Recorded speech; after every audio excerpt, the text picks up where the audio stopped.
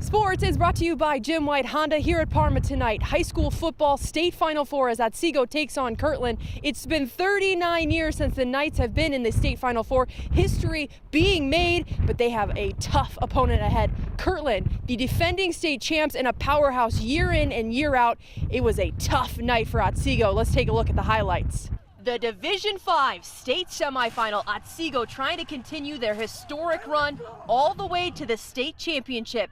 Early in this one, Otsego down 7-0, but here on fourth down at midfield, Matt Giroir with a gutsy call to go for it, and it pays off. Joseph Giroir to Ryan Gray for the first down to keep the drive alive. And they cap it off here. The Knights star running back Trent Leiter injured in last week's game, so Michael Gonzalez with big shoes to fill, and he answers the call, getting the rock and getting into the end zone.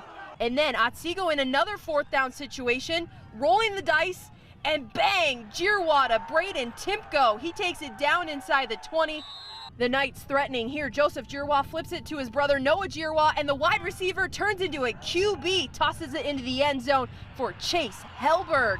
The Knights were only down 2 at half, but in the second half, Kirtland was just too much. Their run game broke several huge runs, including this 70-yard touchdown, and Otsego was held scoreless in the second half. They fall to Kirtland 39-13, but a heck of a season, one to be very proud of. You know, from beginning all the way from June, they've done everything that we asked them to do, especially in this world that we live. You know, we asked them to be safe every day, every week, after every game, and you know, they did. And we got to this point. That's when I'm proud, you know, and I think also what they did because of all those things, you know, you had a community rallying around them, you know, in a difficult time, you know, in the world we live in. And it made people happy and wanting to come to games and supporting our kids. I think that's probably the most important thing about this. You know, we'll remember this forever. I mean, these kids will. You know, we got to the Final Four, but, you know, they got a very good football team over there.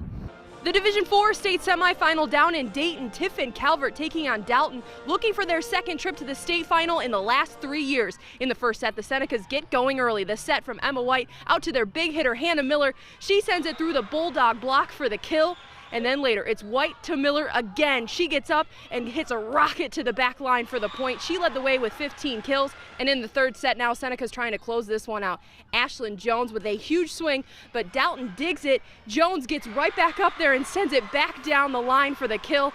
And this match point for Calvert. White goes to the freshman, Cameron Shook. She gets the kill, and the Senecas knock off Dalton in straight sets, and they are moving on to the state championship. Last year, I feel like we let each other down, and this year, I don't think any of us want to let each other down, and we want to win, and we want to prove ourselves that we're a good team together and that we're stick together.